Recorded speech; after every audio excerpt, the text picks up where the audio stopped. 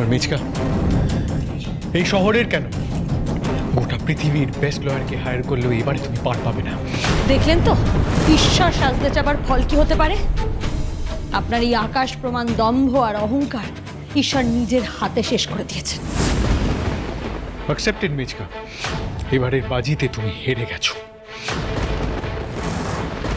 এটা হতে পারে না। দেবাংশু সিংহ রায় কারো কাছে হারতে পারে না, কোনোদিন হারেনি, হারতে পারেও না। হারেনি তার কারণ এতদিন সিংহ রায় পরিবার আপনার প্রতিপক্ষ ছিল না দেবাংশু সিংহ রায়। কিন্তু আজ আপনাকে সিংহ রায় পরিবারের মানুষের সাথে লড়াই করতে হয়েছে। আর আপনাকে আমি বলেছিলাম না, আমাদের গোটা পরিবার যদি একসাথে আপনার বিরুদ্ধে রুখে দাঁড়ায় তাহলে আপনি সে ধুলোর মতন উড়ে যাবেন। আজকে ঠিক তাই হলো। আপনার অন্যায়ের পর্দা ফাঁস করলো সিংহ রায় পরিবারের নতুন প্রজন্ম।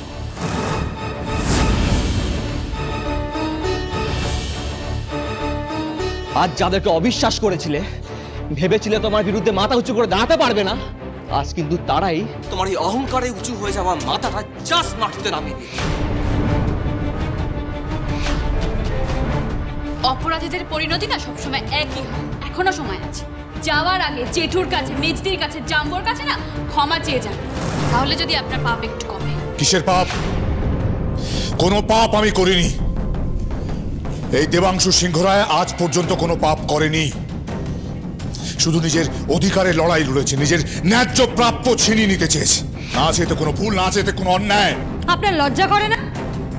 কোনো লজ্জা নেই আপনার? আপনি এখনো উঁচু গলায় বলবেন আপনি কোনো পাপ করেননি? হ্যাঁ বলবো, এখনো বলবো কোনো পাপ আমি করিনি।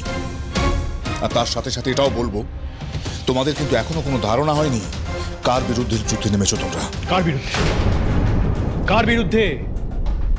তুমি কে, তুমি কি, সেটা খুব ভালো করে আমরা জানি। একটা মোমেন্ট এটাই সত্য যে এই যুদ্ধ তুমি হেরে গেছো, আর এই যুদ্ধ ফাইনালি শেষ হয়ে গেছে। ফাঁকা হুমকিতে আর কোনো কাজ হবে না দেবাংশু। যতই আস্ফালন করো না কেন তুমি, কোনো লাভ হবে না। খড়ি দিদি ঠিকই বলেছে, সিংহ রায় পরিবারের নতুন প্রজন্ম একজোট হয়ে সমস্ত অন্যায়কে শেষ করে দিয়েছে। আমাদের পরিবারের ক্ষতি করতে চাওয়া প্রত্যেকটা মানুষকে ওরা শাস্তি দিয়েছে, যেমন ও তেমন তুমি। বাবা তুমি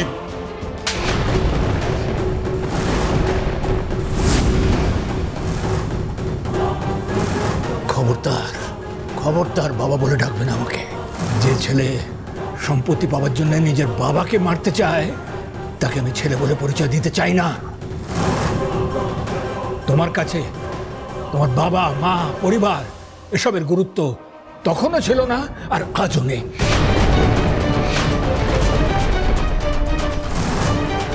তুমি একজন অপরাধী, একটা ক্রিমিনাল, এমন একজন ক্রিমিনাল যে শুধু টাকা চেনে আর কিচ্ছু না। টাকার জন্য তুমি নিজের পরিবারের মানুষদের পর্যন্ত মারতে দ্বিধা করো না। সুতরাং এইরকম একজন অমানুষকে আমি আমার ছেলে বা এই সিংহ রায় পরিবারের সদস্য হিসেবে কোনো স্বীকৃতি দিতে চাই না। আজ হয়তো এই দিনটা দেখতে হতো না মেজো জেঠু, যদি তুমি ঠিক থাকতে তাহলে হয়তো আমরা সব একসাথে থাকতাম। যখন তুমি বাড়ি ছেড়ে চলে গেছিলে তখন আমি জন্মাইনি, কিন্তু মা বাবার থেকে সবটা শুনেছি। আমাদের পরিবার ভেঙে যাওয়ার জন্য তুমি দায়ী ছিলে। নিজের স্বার্থের জন্য এতটা নিচে নামতে, যে পরিবারের ক্ষতি করতে আপনার একবার হাত কাঁপলো না? উনি তো সিংহ রায় পরিবারকে নিজের পরিবার বলে মনে করেন না বনি। যদি মনে করতেন তাহলে আজকে এই দিনটা ওনাকে দেখতে হতো না। টাকার মোহে অন্ধ হয়ে উনি কি কি হারিয়েছেন, কত বড় সর্বনাশ করেছেন, উনি সেটা এখনো বুঝতে পারছেন না। তুমি জানো দাদু, ওনার জন্য সিংহ রায় পরিবার তাদের অষ্টধাতুর মূর্তি হারিয়েছে। হ্যাঁ ঋদ্ধিমান বাবু, ওনার জন্য আমরা আমাদের পরিবারের ঐতিহ্য, আমাদের কুলদেবীর মূর্তি হারিয়েছি। আর উনি তো জানেনই না সেই মূর্তি এখন কোথায় আছে, কার কাছে আছে, কি অবস্থায় আছে। তারপরে ওনার লোভ কমেনি দাদু। উনি সেই মূর্তির রেপ্লিকা বানিয়ে মানুষকে ঠকিয়ে সেই একই দামে ওটা বেচতে চেয়েছেন। এই অপরাধের জন্য আপনার শাস্তি হওয়া উচিত।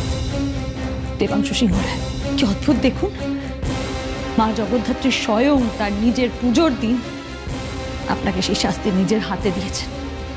পাপ এবং পাপী দুজনকেই উনি বিনাশ করেছেন। পাপী আমি নই খড়ি।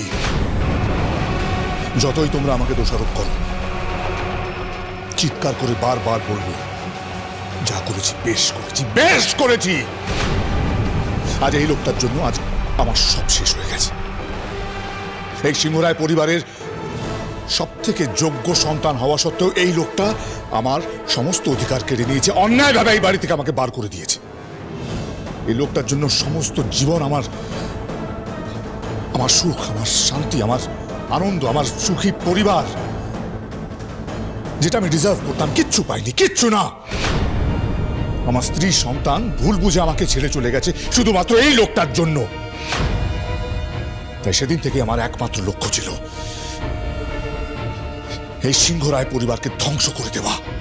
যে পরিবারে আমার জায়গা হয়নি, যে পরিবারের জন্য আজকে আমার এত বড় লোকসান হলো, ক্ষতি হলো, সবকিছু কেড়ে নিতে হলো আমার থেকে, সে পরিবারকে তো আমি ছেড়ে দিতে পারতাম না, বদলা আমাকে নিতেই হতো।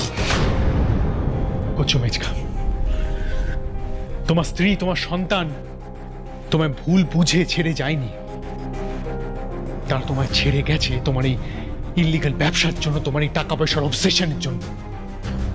ঠিক যেভাবে দাদু কাকুমণিরা, they despised you.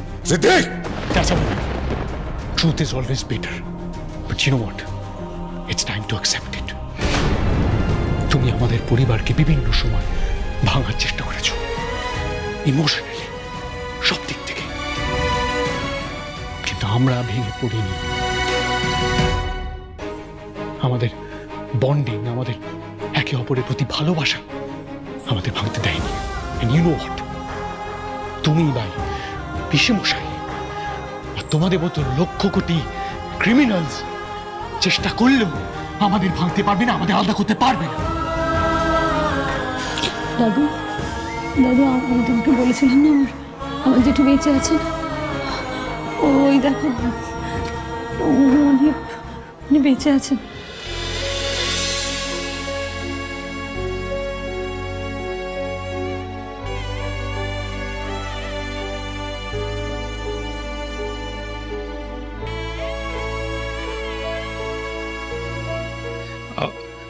আপনাদের মতো পরিবার পেয়েছি বলেই আমার খুড়িমা আজ এই অসত্য সাধন করে দেখালো। আমি তো সমস্ত আশা ছেড়ে দিয়েছিলাম। একটা অন্ধকার কুঠুরির মধ্যে পড়ে পড়ে শুধু দিন গুনতাম, কবে মৃত্যু এসে মুক্তি দেবে।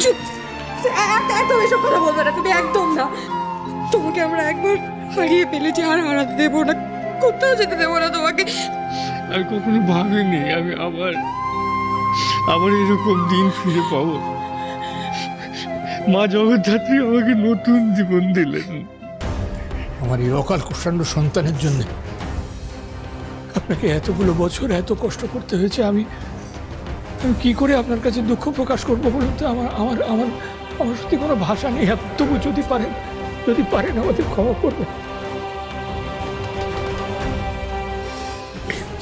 নরেন্দ্রনাথ বাবু, আপনার মতো বাবা সন্তানদের কাছে আদর্শ হওয়া উচিত, যিনি সন্তানদের চোখে আঙুল দিয়ে দেখিয়ে দেন কোনটা ঠিক আর কোনটা ভুল, যিনি ন্যায়কে সবকিছুর ঊর্ধ্বে রাখেন।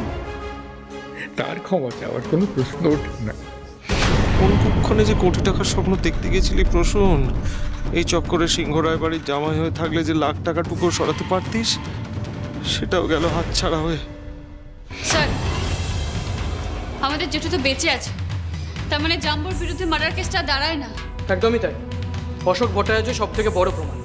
উনি বয়ান দিতে পারেন কিভাবে দেবাংশু সিংহরায় ওনাকে দিনের পর দিন আটকে রেখেছে, আর ইচ্ছে করে ঋদ্ধিমান বাবুকে ওনার খুনি হিসেবে প্রমাণ করতে চেয়েছিলেন। এতে দেবাংশু ওরফে ডিএর এগেন্সে কেসটা আরও স্ট্রং হবে। কবে যেতে হবে বলুন?